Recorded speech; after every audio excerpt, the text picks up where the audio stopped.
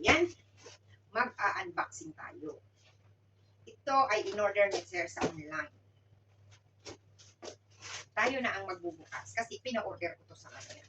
Ito ay ang aking mahiwagang Mercedes-Benz. Kaya lang, akala ko pula. Ayan. Oh, kailangan ko pa siyang asimbulin. Kasi magkahiwalay pa ang gulong. Ganun pala yun. Oh, ano pa to? So yun guys. Simbulin pa natin. Ano pa ang laman ng kahon? Wala na. Empty na siya. So,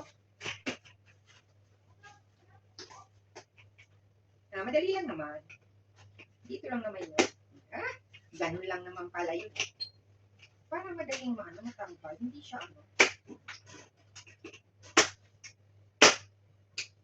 So, yan guys. Hindi siya matibay. So, yan guys. Ang ating Mercedes-Benz. Ang gaan. Diba?